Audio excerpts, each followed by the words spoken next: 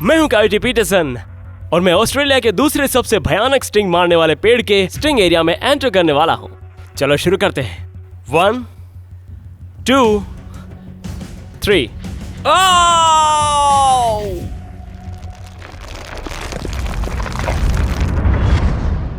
तो मैं इस प्लांट की स्पीशीज द्वारा जानबूझकर डंक क्यों खाना चाहूंगा? तो आइए इसके बारे में कुछ बातें जानने की कोशिश करेंगे। नंबर 1, इन प्लांट्स के वेनम के लिए मैं कितना ससेप्टेबल हूँ। नंबर 2, क्या डंक वाकई उतना बुरा है जितना मैंने पढ़ा है। नंबर 3, अगर आपको जंगल में ये प्लांट मिल जाए तो फिर अपने दर्द को कम करने और अपने आर्म से स्टिंगिंग नेटल को हटाने के क्या तरीके हैं। और इसीलिए तो इसे इंडस्ट्री में डेविल का टॉयलेट पेपर कहते हैं। क्या पैदल चलकर थोड़ा बड़ा वाला पत्ता ढूंढना चाहिए? पूरी पहाड़ी का नजारा देखो। ओह माय गॉड, ये पहाड़ी तो पूरी इन्हीं पत्तों से भरी पड़ी है। यहाँ तो बड़े बड़े स्टिंग मारने वाले पेड़ हैं। डंक मारने वाले इंसेक्ट्स की कंपैरिजन में डंक मारने वाले पौधे ढूंढना आसान है। लगता है हमें यहाँ पर अपनी पसंद का प्लांट मिल गया है। अब बस सही पत्ता ढूंढने की बात है। इससे इस आर्म को वाकई बहुत दर्द होगा। यहाँ मेरे पीछे जो पेड़ है इसे जायंट नहीं माना जाता है। ये तो बस एक बच्चा है, लेकिन मानो या ना मानो ये स्पीशीज लगभग 100 फीट ऊंची हो सकती है। अब जैसे जैसे ये पेड़ बड़े होते हैं उनका मेन तना यानी उनके तने पर मौजूद जो कांटे हैं मानो ये कह लीजिए कि विकसित होने लगते हैं। और ये परेशान करने वाले स्टिंगिंग नेटल्स सिर्फ डंठलों और पत्तियों पर ही रह जाते हैं। और तो और ये आप इन पत्तियों के अंदर में छेद देख सकते हैं। ये यहाँ इल्लियों ने बनाए हैं। आपको लगता होगा कि ये सेफ्टी सिस्टम पत्तियों को खाने वाले इंसेक्ट जैसी चीजों से निपटने के लिए विकसित हुआ होगा, लेकिन असल में ये वेनम केवल मैमल्स को अफेक्ट करता है। ओके, तो यही वो पत्ता है जिसे मैं चुनने जा रहा हूँ। यार प्लांट, मुझे अपनी एक पत्ती देने के लिए थैंक यू। मैं यहाँ पर बहुत सावधानी बरतूंगा, लगभग एक ऑपरेशन जैसा, ताकि मेरी आर्म में ना लग जाए और कहीं ऐसा ना हो कि दूसरी पत्तियों से मुझे चोट लग जाए। मैं इसे बिल्कुल जड़ से काटूंगा। ओके, हो गया काम। ऑस्ट्रेलियाई विशालकाय स्टिंगर ट्री बहुत ही साधारण लग रहा है। अब इससे पहले कि एक्साइटिंग वाला पार्ट करें, स्टिंग वाले पार्ट में आए, मैं बस इस पत्ते पर एक नजर डालना चाहता हूं। हम आपको इस प्लांट के नीचे की तरफ के कुछ मैक्रो शॉट्स दिखाने वाले हैं। इन्हें ट्राइकोम कहते हैं और ट्राइकोम खास तौर पर न्यूरोटॉक्सिन से भरे छोटे छोटे कांटे होते हैं। वैज्ञानिकों का मानना है कि ये न्यूरोटॉक्सिन कॉर्न स्नेल में पाए जाने वाले न्यूरोटॉक्सिन से काफी मिलता जुलता है, जो समुद्री जीवों में सबसे दर्दनाक स्टिंग में से एक है। अब मुझे कभी कॉर्न स्नेल ने तो नहीं काटा है, इसलिए कहा जाता है कि अगर आपको कॉर्न स्नेल का डंक लग जाए तो आपको अस्पताल में भर्ती होना पड़ेगा। ये ट्राइकोम्स इस तरह काम करते हैं कि अगर आप एक नीडल को सोचें जिसकी नोक बहुत नुकीली है और स्किन के नीचे की ओर होती है, तो जैसे ये छोटे बाल स्किन को छूते हैं और नोक टूट जाती है तो वे वेनमस मटेरियल छोड़ते हैं जिससे बहुत ज्यादा जलन होती है और आपके दर्द रिसेप्टर्स एक्टिव हो जाते हैं। और सबसे अनोखी बात यह है कि वैज्ञानिकों को ये नहीं पता कि दर्द रिसेप्टर्स एक्टिव क्यों होते हैं और इतने लंबे टाइम तक क्यों रहते हैं। अब ये ट्राइकोम्स पत्ती के ऊपर, नीचे वाले एरिया में और पूरे स्टेम पर होते हैं। ये आप भी यहाँ नोटिस कर सकते हैं।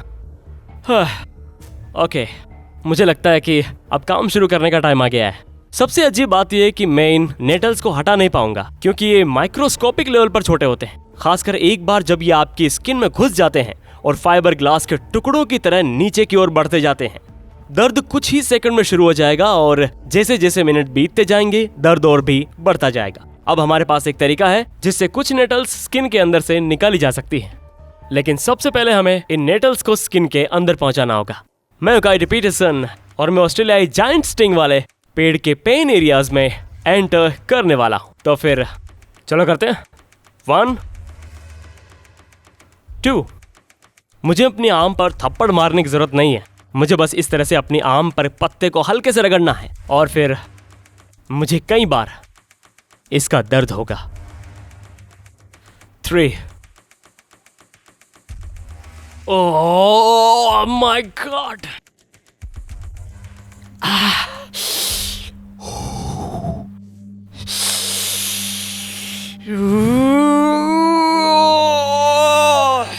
तुरंत ही चुभने वाला दर्द है।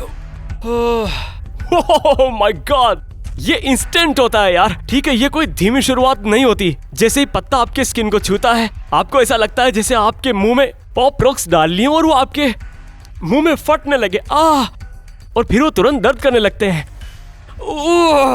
जैसे जैसे सेकंड बीतते जा रहे हैं ये दर्द और भी बदतर होता जा रहा है। ठीक है, तो आप इन छोटे छोटे घावों को बनते हुए देख सकते हैं। हाथ लाल होने लगा है।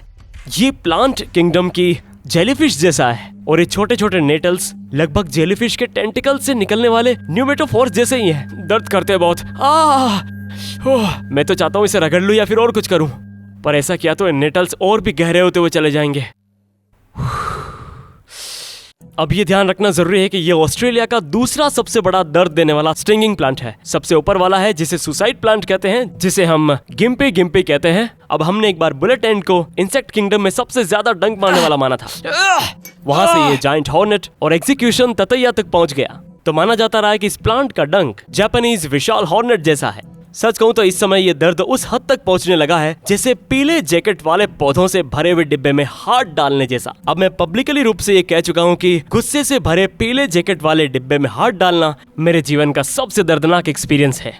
अभी तक तो उतना दर्द हुआ नहीं है जितना कि इससे होता है, लेकिन जिस तरह से ये बढ़ रहा है तो अगले 24 घंटे मेरे लिए बहुत ही दर्दनाक होने वाले हैं। ठीक है, तो जब आप इसके बारे में सोचते हैं तो मैंने उस पत्ते को अपने आम पर मुश्किल से छुआ था। इमेजिन कीजिए कि अगर आप इन खड़ी ढलानों में से किसी एक पर पैदल यात्रा कर रहे हो और आप फिसल जाएं, गिर जाएं और उस पहाड़ी से लुढ़क जाएं, जैसे हम्टी डम्टी इन प्लांट से सिर के बल गिर गया हो, तो सोचिए एक बार कि ये कितना बुरा होगा। ऐसा लगता है जैसे किसी ने हॉट ग्लू गन ली हो और उससे मेरी फोरआर्म पर ग्लू फैला दिया और मैं अपनी स्किन से ग्लू हटा ही नहीं पा रहा हूँ। और अब ये रेडिएट करने लगा है और मैं इन दर्द की लहरों को आते हुए महसूस कर सकता हूँ। ऐसे pop pop pop pop pock pock. ये इस वाले पेन का पेस है और साइंटिस्ट ये ठीक से नहीं जानते कि ये न्यूरोटॉक्सिन जो है वो ह्यूमंस पर, मैमल्स की डीएनए पर इस तरह से रिएक्शन क्यों करता है। ठीक है, तो अब हम इसे थोड़ी देर के लिए और लगा रहने देंगे और फिर मैंने जो टैक्टिक ऑनलाइन देखी थी मैं उसको अब आजमाऊंगा, जिसमें हेयर वैक्स स्ट्रिप का यूज करके स्किन से कुछ ट्राइकोम हटाए जाते हैं। अब हमें जो करना है वो ये कि इस वैक्स को पीछे से शुरू करते हुए नेटल्स वाले हिस्से पर लगाना चाहता हूं, बिल्कुल ऐसे धीरे धीरे। ये अच्छा नहीं लग रहा है। अब ये थोड़ी सी जो गर्मी है वो वैक्स को स्किन से चिपकाने में हेल्प करेगी और साथ ही उम्मीद है कि ये नेटल्स भी छूट जाएंगे। मैं अपनी स्किन से जितना हो सके इन्हें हटाना चाहता हूं। अगर आप वैक्स स्ट्रिप का इस्तेमाल मेरे द्वारा लगाए गए 3 घंटे और 30 मिनट से पहले कर सकें तो बेहतर होगा, क्योंकि याद रखना ये लगातार स्किन के नीचे और अंदर तक काम करते रहेंगे। ऑलराइट, तो मुझे लगता है काफी अच्छा लगा है। गाइस तैयार हो? ओके, स्ट्रिप को तेजी से और जल्दी से उतारना है। 1 2 3। ओह वो यार, ये तो बहुत दर्द कर रहा है। और तो और मुझे नहीं लगता कि इससे कुछ आराम भी मिला या नहीं। ऐसा लग रहा है ये तो और भी ज्यादा हो गया होगा। शायद मुझे तो बहुत ही बारीक कुछ ही चीजें दिखाई दे रही है। हाँ बिल्कुल, कुछ दिखाई दे रही है। हाँ, कैमरे पर तो ये दिखाई नहीं देगा, लेकिन मुझे पूरा विश्वास तो है कि इसने कुछ तो नेटल्स हटा दिए जो कि दिखाई दे रहे हैं। लेकिन मुझे सरप्राइज हो रहा है कि इस वाले एंगल से पहले नेटल्स दिखाई दे रहे थे जो कि अब इस वाले एंगल से नहीं दिखाई दे रहे हैं। लेकिन सावधानी बरतने के लिए मैं इस वैक्स स्ट्रिप के दूसरे वाले हिस्से का भी इस्तेमाल करूंगा। ठीक है, इसे ऐसे लगाना है। अब वैक्स स्ट्रिप नंबर 2 निकल रही है। 1 2 3।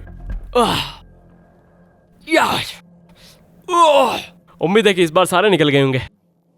ओह या, ये जरूर निकल रहे हैं यार। ये तो वाकई कमाल है। ये बस इन छोटे सफेद रेशों जैसे दिखते हैं और असल में नेटल्स बिल्कुल वैसी ही होती है।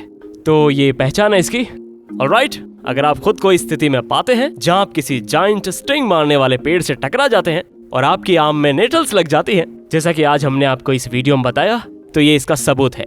ये वैक्स स्ट्रिप उन नेटल्स को हटाने में मदद करेंगे जो स्किन की सतह के नीचे तक नहीं पहुंच पाई है।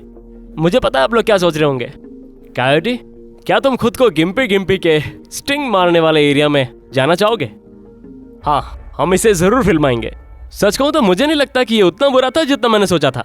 मुझे पता है कि आप लोग चाहते हैं कि देखिए दुनिया के सबसे दर्दनाक प्लांट के स्टिंग मारने पर कायोटी को कैसा लगता है, और मुझे लगता है कि ये एपिसोड इसीलिए जरूरी था। ओके, तो ये है गिम्पी गिम्पी लीफ।